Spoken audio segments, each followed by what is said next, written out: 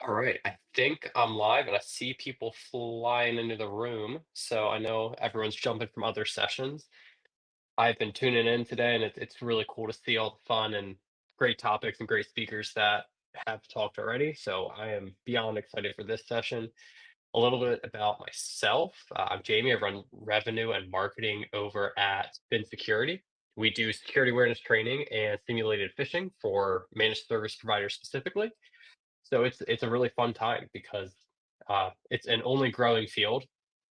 Cybersecurity is getting worse and worse, and we truly believe that human centered cybersecurity training is the way to go.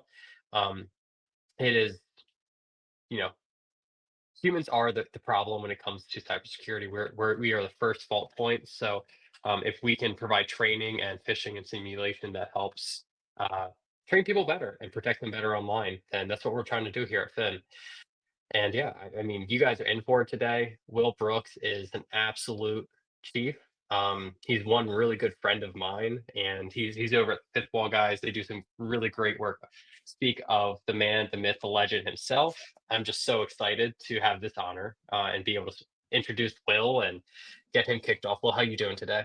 I'm doing well, man. Can you hear me? Is this working? Oh yeah, you're Okay, great. beautiful. I also feel Yeah. really insecure about my background, and if and yours. It's just quite a difference. I will say that for sure. Oh, Jamie just Okay, got booted. Oh, you're oh back. wait, I'm still here. There we go. I'm back. If we turn off, if the blur was not there, you'd see that I have one book sitting there, and that's all. That's my background, and you have this crazy awesome setting. So I'm excited for your talk, man. What are you talking about today? Looks like cyber attack anxiety. Yeah, so I'll get into it in a little bit, but just I guess bird's eye view. It's just there is so much emotion around a cyber attack, and I know a lot of people in the MSP space tend to think a bit more logically about things, and being able to relate with clients on that emotional level, and then helping them navigate a cyber incident by addressing those things that make them anxious about it actually can help elevate you and your business and add to things like retention and all that good stuff. So we're going to dive into psychology, we're going to dive into anxiety, and we're going to dive into cybersecurity and how those things all work together. So I'm pretty pumped about it. Oh, love that. And then what's the story behind all the Mario stuff? You big Mario guy, or is this just the Well, theme of the room? I like Legos, so I got a lot of Legos. Um, Paper Mario is one of my favorite video games of all time, and there's this Banksy Paper Mario image style thing that I found on Etsy, and I was like, "That's going on my Samsung frame." And then I just have a bunch of nerdy game stuff everywhere. So that's just Love I do that. like Mario. I'm like Nintendo. I did sorry if anyone else wasn't able to. I was able to pre-order a Nintendo Switch 2 last night at midnight from Target because I was working on this talk. So Wow. Hey, you were just ready. Snooze, you lose, right? snooze you lose, literally in this case. Mhm. All right. Alrighty. Well, Cool. I'll get pulled back here and dude, have a great session. Thanks, man. I'm very excited. I wonder if I can stretch this out a little bit to make it. Nah, we're just gonna leave it. All right. So, title of the talk: Conquering Oh Crap, Alleviating Cyber Attack Anxiety. As I mentioned before, if you are just joining us now, we're going to look at a bunch of different things. But the lens I want us all to look at this from is through the viewpoint of psychology. So, one of the reasons I wanted to talk about this, one of the things that excites me about this is I really do believe once you understand the way people think and the way people work and the way that we make decisions and the things that affect those decisions, it can really help us navigate things. And when you're in the midst of a cyber incident, it can cause a lot of chaos. For those of you who have been through it, it's a lot of chaos. So, being able to prepare people properly, help them think correctly about it, and understanding some of the blockers, some of the things that prevent us from maybe thinking clearly about it in the first place, and how we can address those can all be super helpful. So first, I want to start with a story, and this is Paul Abbott, and Paul Abbott worked. If you notice at the bottom, it says former owner of KNP Logistics, and so KNP Logistics underwent a cyber attack in 2023. And he got to work that day. It was a beautiful summer day. Got in there, got into the operations office, and as you can see from the quote, they said, "It's not good news. There's a ransom note." And I said, actually, what he said is a different four-letter word, but I try to keep my vocabulary fairly clean. So I'm going to say, "Oh crap," and hence the name of the talk. and what he went through. And this is where things get um, interestingly something to look at with him is he had actually 3 weeks prior to this incident gone and gotten a cyber insurance policy, and his business, KNP Logistics, was supposed to adhere to a particular set of security standards established by an international compliance kind of framework. This is over in the UK, by the way. And they had adhered to all those things. So they had what they considered good security. They had what they thought was a good cyber insurance policy. And this company, KNP Logistics, within 3 months of the cyber attack, went upside down. So it was gone. Didn't exist anymore. It was like a 130-year-old business, I think, maybe more than that. And due to things like financial loss, data leakage, and a lot of other components, this business went bankrupt and it closed its doors. And it's unfortunate, but one of the things Abbott talked about and what he felt was during the immediate time after the incident, he was feeling cold and a bit lost. And that really got me thinking when I read this story because he had security, he had cyber insurance, but when it came to navigating the incident, he didn't feel like he knew what he was supposed to be doing. And there's some other issues we can get into when an organization says this is the security you need to have, and it may not be the security that meets your risk. And in the same way, the cyber insurance policy he carried was your average limits. It was £1 million limits, but we'll say a million, or yeah, £1 million, but we'll say $1 million because that's how my brain works. So your standard kind of $1 million in coverage policy. And they were a massive company. So $1 million, I mean, at the end of the day, they lost somewhere between 2 and 4 million just from a ransom demand alone, which they ended up paying. And the policy was only going to cover 1 million total.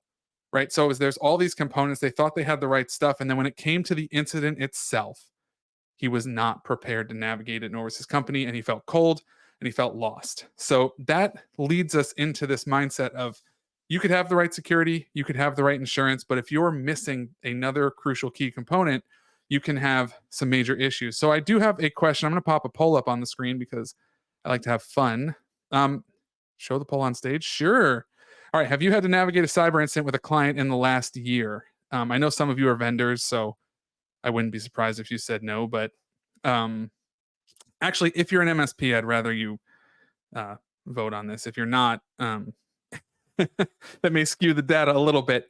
But as you can see, there are so far 4 people who have had to go through a cyber incident in the past year, 5 people. And if you don't mind sharing in the comments, just out of curiosity, what was that like in terms of chaos, in terms of energy, in terms of client communication? What were some things that stood out during that incident that you wish could have been better? And I'm going to move on as you're filling those answers, but that's really just an opportunity to talk through it. So I'm going to hide the poll from the stage. It is still live. I'm not going to close it. I'm not playing a video. I don't know how to turn that off. I hope that's on your screen. But I want two questions here are why anxiety and why psychology. So anxiety, I don't know if Jamie said it because I had him muted while I was backstage for about 3/4 of what he said, but I came over to the cybersecurity world from the youth ministry world. So I was working with a lot of youth, and one of the things I ran into on a regular basis were kids who posted on social media and had their entirety of their identity kind of caught up in how people reacted to their posts, and it would cause them such anxiety if they would post something and then not enough people liked it. They would get upset, they would question if they were attractive, good enough, whatever. They'd eventually take the thing down because it would cause all this anxiety, that constant back and forth interaction. I saw anxiety all the time. And having read and studied into it, I saw that, I mean, we live in one of the most anxious eras of human history. And part of that is due to the immediate transfer of information. And when you think of cyber attacks, when you think of cybersecurity, when you think of this field that we're all in, you have a consistent reality that you have a business that is running business as usual. And at any time, something could come in and completely disrupt that business, derail it, and and in the case of that story before, put it out of business. Now, I don't want to live in that claim. I don't think that selling based on saying, well, here's an arbitrary statistic of how many businesses close due to cyber attacks every year. I don't think that's the most helpful um, component of that conversation, and we'll get to that in a minute. But um, the other component, why psychology? So, as I kind of stepped down from my pastor role and got into the cybersecurity world, my wife started working as a mental health counselor, and she's in her schooling. She's doing her internship right now. She's really learning all about um, she's learning on the fly because she's sitting down, she has clients, all that kind of stuff, and she has shared with me on a regular basis, not about her counseling sessions, but about the things she is learning and how the mind works and how to have conversations with people. And I just kind of thought to myself, there has to be some connection point here of, in my conversations with MSPs and how many of them get frustrated and have conversations about, I'm really struggling to sell to client X, or have a, get this particular client to adhere to a minimum level of security. Why are they so frustrated with it? Well, there has to be more to it than just, I don't want this person, I don't want to buy something from someone right now. So that's what I wanted to kind of dig into. And if there's a quote, I posted this on my LinkedIn yesterday, but if you have a quote that you want to walk away with, it's that anxiety isn't just mental, it's operational. And a way to kind of think about this is that anxiety is a common challenge in any type of high stress situation. But anxiety isn't just about a mental state, it's not just the state you find it in. It has very real operational implications, operational ramifications, and it can actually hamper our ability to respond effectively. So when clients are anxious, right, that often leads to different things that I'm going to get into in a moment, like decision paralysis or avoidance. There's all these concepts around concerning psychology and the way we act when we are anxious, and that leads to things like over reliance on reactive measures instead of being proactive in our approach to cybersecurity. So operational anxiety can be just as debilitating as the mental anguish um, that comes along with it. So by understanding those operational components of anxiety, the things that are manifested by our anxiety, we can better address them, and an MSP can work to reduce overall anxiety levels for their clients on a cybersecurity level. So it's not only going to provide them with kind of that much needed peace of mind. Clients are going to need that peace of mind when they're navigating an incident. But I think more importantly, it's going to, as it says at the bottom of this slide, reducing that client anxiety not only provides peace of mind, but also makes your job easier. It improves outcomes, it strengthens client relationships. And what I would say is that it adds to retention, because when you have a client who you are just merely selling to, right? Oh, I'm only going to talk to you when I've had this conversation with Alex Farling a lot. When you sit down and you say, oh, well, I only approach this client, I only have a conversation with this client when I need something. I need them to buy something. I haven't talked to them in a while and they haven't spent much money. So here, I'm going to try and increase my MRR. They really just think of you as a person who shows up when you're looking to sell something. And that's not a relationship. That's just a transactionary connection, right? And so you're going to increase retention when you address and reduce client anxiety around cyber attacks, because not only are you literally providing them with cyber safety, but you're making them feel safe in the process. And that's a key component of why we need to address anxiety. And there's a couple of facets here that we can look into. So, decision paralysis is one that I find fascinating. So there have been a couple of studies done. One claims that the average person makes 35,000 semi conscious decisions a day. So if you think about it, when you wake up, first thing you have to choose is if you're going to hit that snooze alarm. And then maybe you have to choose that 3 or 4 times. So you've already made a decision 3 or 4 times before you even get out of bed. You have to decide when you're going to make coffee, how you're going to make coffee, if you're going to put half and half in your coffee. Like, you don't even think about it because so much of it might just be uh, habitual. But at the same time, you're making 35,000 decisions a day. Now, I think it was USA Today said it's actually more like 2,000 decisions an hour, which if you're awake for 12 hours a day, it's really only 24,000 decisions. That's still a lot of decisions. So you're making a lot of decisions in a given day. And business owners delay making key security investments because they're overwhelmed by options. So when you think, oh, I'm going to approach this client about getting some new security controls put in place, and you go and talk to them at 2 p.m. Well, by 2 p.m., if they got up at 5, right, they've already made 18,000 decisions in that day, if I'm doing the math right. And now you're going to have to try and present them with another situation, another decision, and they feel overwhelmed because they're like, what if I get it wrong? So this is your opportunity as an MSP to step in and be that cybersecurity advisor, and not just a person who's coming in to sell something.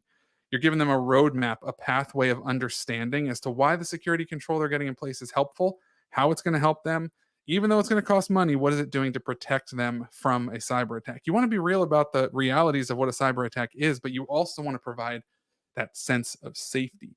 So operational impact, in that case, like when we talk about the operational anxiety, then if they're stuck in this decision paralysis and we haven't taken the time to accurately explain how to navigate through it, you end up with weak security posture, and an increase in risk, right? And just to go through these other ones real quick: avoidance of planning. I mean, if you avoid the conversation around security, if you're so wrapped up in getting security controls put in place that you never sit down and have a client with the realities of incident response and planning and working through what could actually happen, that's going to lead them to unintentionally avoid any conversation about a potential incident and what it could look like. So when one actually does happen, the anxiety levels actually skyrocket because of that. Another one I brought up before, that over reliance component. They're over. This is where MSPs kind of fit into the conversation. So there's two things that clients tend to rely on a lot, and that's cyber insurance and MSPs. Because when they look at cyber insurance and they look at you, what they're effectively saying is, well, I've got a policy and I've got a person who are going to take care of me. I don't have to worry about any of this. And what that leads to is they are now not engaging in their own defense strategy. So you've done all these things to put the right controls in place. They've gone and bought a cybersecurity policy that a cyber insurance policy that an agent says is a good one, and they have done nothing to understand how they're supposed to both protect themselves and navigate an incident. So it's over reliance on third parties, not enough training on their own part, and that obviously leads to that reactive, not proactive approach. If you're not being proactive, all those other pieces, decision paralysis, avoidance of planning, over a reliance on third parties, all those lead to you being reactive when an actual incident happens. So I guess I should have done this earlier, but I'm going to do it now. Defining anxiety. Anxiety is the anticipation of a future threat that may or may not happen. Now, if you look at this graph, it is not moving, or not this graph, this picture, it is not moving. But if any of you are Mac users, you probably look at this and have PTSD from just looking at it as a still image, because it's that rotating beach ball of death. I don't really see it as much anymore, but back in the day, it was all the time. Right, and that rotating beach ball of death is how I kind of think of anxiety is it's always thinking and it's never acting. So when you dive into something like addressing client anxiety, it's this reality that they are anticipating future threats and they're afraid of what might happen. And because they're afraid of what might happen, they think even more and more about how bad it could go, but they never really do anything to address the issue. I mean, if you want to put it on a more basic level, a lot of times the things that feed our anxiety are the very things that we tend to desire to avoid. And if we can avoid those things, then if we can avoid those things, then we don't have to engage them, right? It's this idea that avoidance means we're never going to have to touch it. But when something does happen, if all you've done is avoid it, things get progressively worse. And when you have that anxiety of anticipation, OS, I'm also seeing your comment here. Yeah, please ask questions on the fly. I'm happy to answer them during the talk. You don't have to just listen to me talk about all this nerdy stuff just because I love it. Psychology is fun for me. And so think of how a cyber attack then feeds that anxiety. So the thought of an attack, they're extremely complex. They involve intricate networks, technologies, strategies that can be difficult to fully understand. And then it makes it a challenge to anticipate and respond effectively. So if you as an MSP aren't coming in and training a client on how to respond, they're looking at a mosh posh blend of all these different things that could happen. If you look at a cyber insurance policy and all the different coverages that are on there, it's not that every single one's going to happen every time. It's that every single one could happen in any cyber attack. And it's a lot of different vectors and avenues that you have to navigate in the midst of a cyber attack. And on top of that, and I think this is one that potentially hits home for a lot of business owners, is there's a lack of visibility. And I don't mean a lack of visibility from you. I mean, there's a lack of visibility into what's actually happening behind the scenes of a cyber attack. So you picture there's let's talk about physical break-ins for a second. You have a thief who comes to a business, breaks in. There's cameras and alarms, and the cameras capture who it is, and they're able to go find the person and hold them accountable for their actions. But a cyber attack, most of the time, you have people behind an anonymous screen casting digital nets out there, trying to get anyone to click a link that they can get to click that link. And if it goes through, if if they're able to ransomware someone's systems or whatever, now you have a person who you never truly interact with and never get to know who they are. And for the business owner, they, even if they navigate the whole incident properly, they never get to see a sense of justice. And in that case, you have this lack of visibility and you have this lack of knowing is even though my business survived this, even though I got through it, the person who did this can just do it again. Right. And that is it's kind of a scary thought. And then the stakes are high. I mean, one of the components about this. Again, it's not throwing out flawed statistics about businesses closing and all that kind of stuff. It's just feeding people um, the realities of how a cyber attack can affect them. I mean, a business owner, especially think in the SMB space, so small and medium businesses, probably got their start, if they're not still there now, probably got their start working extremely late hours in the red for a long amount of time just to get that business off the ground and running. And maybe they got it to a point now where they're finally in the black, things are good, they're making a profit, they're excited, they have good processes in place and good employees and all that good stuff. And the thought that at any moment someone could come in and even rip a piece of that away for no reason. What happened? My camera just changed. Can you guys still hear me?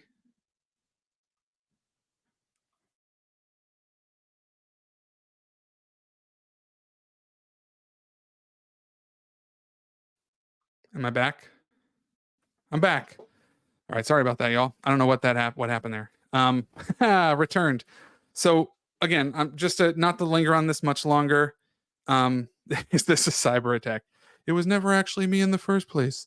So yeah, complexity, lack of visibility, high stakes, and so on top of that, when it comes to cybersecurity, I would argue that that's kind of the least not the least of a worry, but it's one of the last things people are thinking about, right? So when you have cyber risk, before cyber risk even comes into the conversation, most business owners are worrying about their staff, their payroll, their clients, meeting compliance standards, revenue. And remember, compliance is not just cybersecurity. There's a lot of other features and facets around that. The last thing they're thinking about is the fact that there's also this person somewhere in another country anonymously behind a screen who may be attacking me. And then when they realize that that's a thing, when they realize that that could happen, they're now at a point in their daily stress level that they can't really carry much more of that. Right. And that can lead to anxiety. That can lead to issues that overflow because all those other things are already taking up stress. I mean, I don't know about you, but when there have been plenty of times where my quote unquote stress bucket has kind of filled up to a point where I can't really handle much more. And oh, nice. This is a good poll. Um, a black cat crossed in front of the matrix wire again. I don't know if you guys saw, but there was a baseball game. I don't even watch baseball, but there was basically a play in the same inning by two different teams that was the exact same thing, and that was definitely a glitch in the matrix. I digress. All right, back to what we're talking about here. So you have all those business fears, and then after a cyber attack happens, now they're fearing and getting anxious about all this other stuff: income loss, reputational damage, loss of control, lawsuits. There's all these components that can hit and it's like your brain now goes into pure chaos mode, and you don't know what to do, you don't know how to navigate this. All I'm really building up to here is that there's something you as an MSP are capable to do, or capable of doing, to help calm a lot of this. And it really comes with um, the difference between avoidance and exposure. So this is the last kind of psychological data point that I'm going to bring up, but I think it's probably the most fascinating. There was a study done. I don't remember what year it was, but I have the link and I can send that over to you all. There was a Actually, I have the source link. There was a study done where they studied. It was, I think that the study specifically was focused on women, but in general, it studied people who have chronic anxiety and how people who avoided those things that made them anxiety actually increased their anxiety about that thing over time, whereas the people who were exposed to it on a regular basis, although slow, actually decreased their anxiety about the thing, right? And we can apply this. So, and then at the end of the study, after doing some polling with people, it turned out that 90% um, or the people who had reduced anxiety claimed up to 90% reduction in anxiety levels just from being proactive, just from being exposed to whatever it is that made them anxiety or anxious, because it builds resilience, and resilience reduces anxiety. It improves our overall functioning and improves how we're able to navigate whatever the thing is that makes us anxious. And this is the important component, because in all reality, you can't control everything, but you can control the way you respond to things. And this is something my wife says to me all the time. Again, she's a counselor. She doesn't try to counsel me, but sometimes those little quips come in and I love it, because there are things that make us anxious. Even incident responders, so people who literally do this for a living, experience increased stress or anxiety due to the pressures of responding to cyber incidents. So 67% of them, from an IBM study, claimed that they feel increased stress or anxiety due to cyber incidents. And those are people who professionally do incident response. So now think of people who do not do it professionally having to engage something like that. The chance for anxiety, the chance for stress skyrockets. So we need to do something to help them control the way they respond, because they're not going to be able to control everything that's going on in the midst of a cyber attack. They can control what they do and how they respond to it. And I got to talk about cyber insurance first, because it wouldn't be Will Brooks with Fifth Wall Solutions if I'm not talking about cyber insurance. And what I'm going to say here is that doing the bare minimum around cyber insurance can actually do more harm than good. Now, it doesn't mean that they're not going to get a cyber insurance policy. It's not about getting a cyber insurance policy.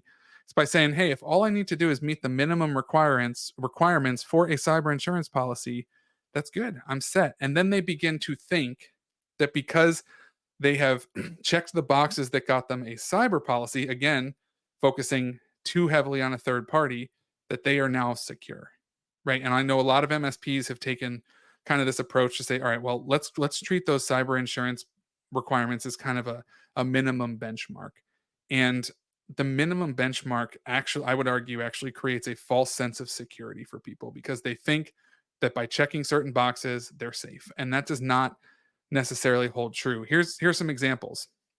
So carriers are insurance and cyber insurance carriers. Here's a better idea, right? So insurance carriers, about incident response planning, what do they ask? Do you have one? Do you have an incident response plan? That's all they really care about. Maybe they'll say, is it approved by management? What the heck does that even mean?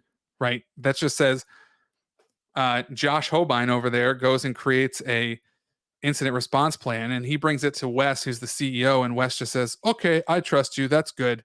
And and then, Wes, that's a great point. What is the right minimum, right? Because the cyber insurance minimums are not going to be good, right? So you need to be testing and reviewing that incident response plan regularly. I mean, if the cybersecurity industry is moving and growing as fast as we claim it is, and that's why we need to be implementing better security for our clients on a regular basis, then we can't write an incident response plan the day we take on a new client and then never touch it again and never show it to them again. Like, that's not going to work.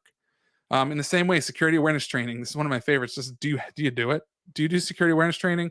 Sometimes they say quarterly, but I don't even really see that, right? So they ask if you do security awareness training, because to an insurance carrier, hey, if people do security awareness training, then the risk of an incident does go down, but we're not going to put metrics on it. When in reality, having role based, scenario driven trainings like tabletop exercises, as well as I actually did a poll on LinkedIn a couple of days ago about the frequency of best practice. And like Wes is saying, what is the acceptable level of risk? Are you willing to risk your entire business just to say, oh, well, we do security awareness training once a year at the annual company retreat? That doesn't sound like a good idea at all. And then security control posture, I put have MFA. And the reason I do that, there's other controls. We all know that. We talked about the bare minimum. But for a long time, carriers literally just wrote, do you have MFA? Like it was this almighty control that you can just turn on in one place. And now you have MFA. Thumbs up, tooth shine, wink, right? That was MFA at the time. And that's not good. And what that really shows us is carriers are asking questions because to them, they are trying to make a black and white understanding of something that is anything but black and white. And they're doing this in order to create these. Exactly. They're doing this to create a risk profile. Thank you, Wes. To create a risk profile that their actuary tables deem are a good risk for them to take on. And excuse me. And the reason for that, and what I really want to, oh man, there's going to be good gifts coming through here. This is going to make me lose my focus. So, what this really leads to is the realities of what cyber insurance is. This is a great conversation point to have with your clients. You're not getting in there about providing advice around cyber insurance. All you're telling them is what cyber insurance is. Cyber insurance is not this catch all thing that helps them win. Cyber insurance is not this thing that's going to cover them with everything if there's a cyber attack. It is simply risk transference. And carriers are only going to take on a certain amount of risk. So, you as an MSP, if you can help clients bring their risk down. So if you can bring their risk down to a certain point where now the cyber insurance, when they transfer the rest of their risk to the cyber insurance carrier, they can cover most of it, if not all of it, right? Like the whole idea is for a client to say, well, if I can get to the point where I have a cyber insurance policy, I'll be good. But that can leave glaring. Jesse, I don't think that's true, but either way. So yeah, we'll say to each his own. Cyber insurance is risk transference. And if a client says, I'm only going to meet the bare minimums required by cyber insurance, then they are leaving gaping holes open. And then they're going to be upset when the cyber insurance policy doesn't cover everything that they thought they were going to be covered for, right? Because they're transferring risk. It's not risk reduction, right? That's a really important. You as an MSP, you're providing risk reduction. And then whatever can't be reduced is being transferred to the insurance company. That's the mindset. So what is your role as an MSP then in all of this? Well, you are the trusted advisor and you need to establish yourself as such. And just to review what we talked about before, you're going in and you are now creating a sense of trust. You are creating a sense of value to your clients, and you are creating a safety net and a sense of emotional safety for them as they navigate a cyber incident. And you do that by being the calm in the storm, right? If there is an incident, you are probably the number one person they're going to want to talk to. They're going to have to talk to their insurance carrier. They're probably going to have to call their broker to figure out who they have to talk to with their insurance carrier. But the first person they're calling is probably you. And if you've established yourself as the trusted advisor, they're calling you because you make them feel safe and they know that you can help them navigate this incident. If you haven't set yourself up as a trusted advisor, they're probably calling you just really PO'd because you told them that you were going to keep them safe and protect them. And now there's a cyber incident and they can't do anything. And this is your fault, right? And it really becomes the way that you approach the relationship with your client. You can either help reduce fear or you can just simply be selling them on stuff and saying, hey, I'm going to protect you. And when that fails, because we can't guarantee 100% 100% protection, well, now we run into issues. So 2 more slides here. How can MSPs reduce client anxiety? Well, brought it up before, help create real actionable IR plans. They need to be clear. They need to be direct. They need to have steps that the client can take and know what they have to do. And then incorporate cyber insurance into your IR plans. Now, you could do this very specifically, but who has time to really do that? You could also do it in a general sense and talk about like, hey, this is what is required from insurance carriers. I need you to understand that we're going to start the instant response. Then we're going to get to this point where we really can't do anything else until insurance gives us the thumbs up. Please don't start sharing thumbs up gifts again. So until insurance says we can go again, we kind of have to press pause on some of this stuff. It doesn't mean everything, right? But you can press pause on some things. And even if you can get them operating in a sandbox somewhere. That one is hideous, Wes. Even if you can get them operating in a sandbox somewhere, right? It's still the reality that their systems are not fully back and operational anymore, and that's where tabletopping those IR plans is really helpful. And I'm going to provide a couple of pieces of Jesse just trolling hard for this one. And then that last piece, improving security awareness training, I really think there's something there. I've talked to a lot of MSPs who struggle to get their clients to engage security awareness training, and I don't necessarily have the solution for you just yet, but there are ways that I am thinking about to get clients to better engage those things, because honestly, we need it's going to help them reduce that risk, and it's also going to help alleviate that anxiety, because if they know what to look for, they're going to be less anxious about what can come and get them. And that's obviously a really important component. So those are kind of the big picture, big idea things of what you as an MSP can do to reduce anxiety. But you may want to screenshot this next one, because these are call to action steps. What are some tangible things you as an MSP can do today? Right. And the first one, panic spreads fast, and knowing who communicates what to whom and when reduces that chaos. So the action you can take is help to draft, and this is where it's interesting, right? Because you'll do we talked about the IR plan, but as part of that IR plan, I would recommend drafting a crisis communication plan. So that includes internal staff, customers, legal counsel, insurance contacts, you as the MSP, have all those contacts and who to call concerning which applicable component of a cyber incident. Like, have that for them easily accessible, so they're not freaking out about what they're supposed to do, who gets communicated to, when do they get communicated to. The next one, schedule a tabletop with a client in the next 30 days. The challenge, and I don't know, if you're doing regular QBRs with a client, you can do a tabletop. I've done mini tabletops with clients or with clients and vendors, alongside vendors, in within 10 minutes. Like, you don't have to spend hours on a tabletop exercise, even though a normal incident could be 14 to 16 days. But if you could spend the tabletop just giving them a good mindset of how to do that, if you could do 10 minutes of 2 QBRs a year, so you're doing 2 tabletop exercises with a client every year, that can bring so much more peace of mind to the client. I mean, think of a fire drill, right? I mean, when you were in school and a fire drill would happen, first of all, it was great because you got out of the lecture. And if you were anything like me, you're like, yes, don't have to think about that right now. But maybe the more important piece of all of that is that is that the first time you have a fire drill, you walk out the door, you go down um to the field or the parking lot or wherever it is, and you're like, I guess this is where I stand. But by the end, you know exactly where to go. And the last piece, get client cyber insurance policies renewed. Again, I don't expect you to do this yourself. I don't expect you to jump in and be reviewing clients' policies, but get yourself connected with someone who is licensed and knows cyber insurance really well. We at Fifth Wall do this with all of our MSP partners. But if you have a local agent contact, make sure they know what they're doing with cyber, and make sure that that policy is reviewed and understood, and it is properly covering the client to meet the risk. And those are your 3 kind of call to action steps. So again, good communication, do some tabletop exercises in the next 30 days, make sure every single one of your clients has cyber insurance and that it is properly reviewed so they know what's covering them for what. So that's it for me. Thoughts and questions. I was hoping I would give you 10 minutes for it, but I'm only gonna give you 5 minutes for questions. Hey, good stuff though. I feel like I just went through a therapy session.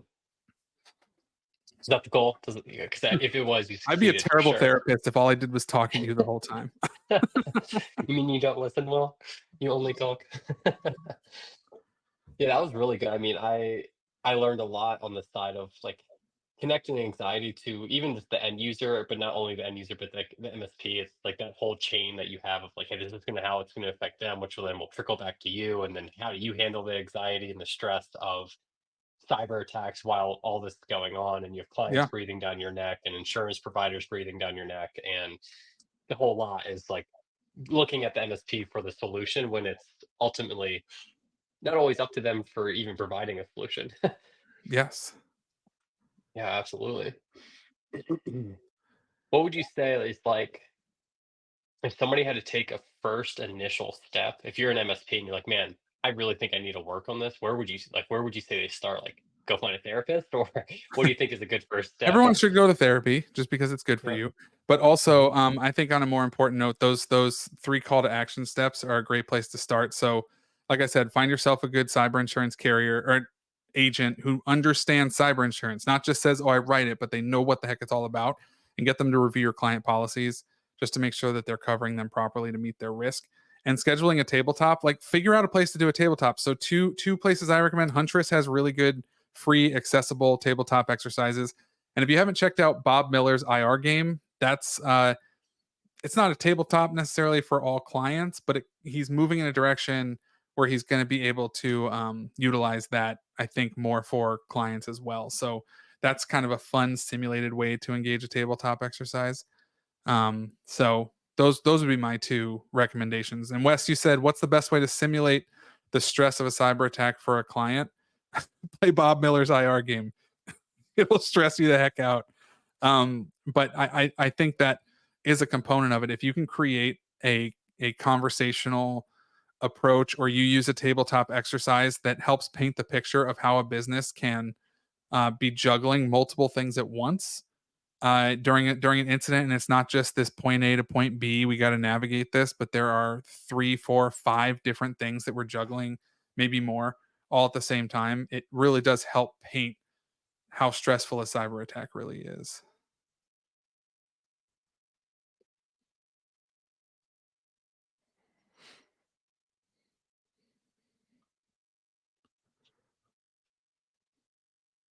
Just so everyone knows, you will have 5 minutes after this session as a break before Jesse's keynote right after this. So if you need to go do anything, this next 5 minutes will be the time to do it. Does anyone have any final questions for a Will before we wrap? I know we're coming up to time here with about less than what 90 seconds remaining. So until we go into a break.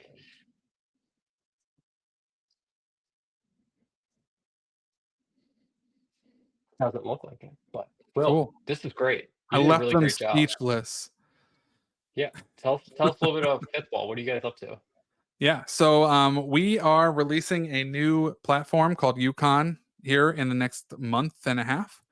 And Yukon is meant to be a platform that puts the MSP back in the driver's seat. So they're going to be able to see and help clients understand their risk from a financial perspective. So it's not just, hey, here's some arbitrary risk score, but it's actually saying, hey, based on your industry, your revenue, historic loss data, here's what you could be looking at in terms of loss with the current security posture and insurance policy you're sitting on right now. So let's help get you to a place where you are what I talked about before with risk transference. Let's get you back to a place where we've brought your risk down, and that brings your potential loss down, and we can transfer the rest to insurance so you can be assured that you're carrying the right type of coverage and the right amount of coverage.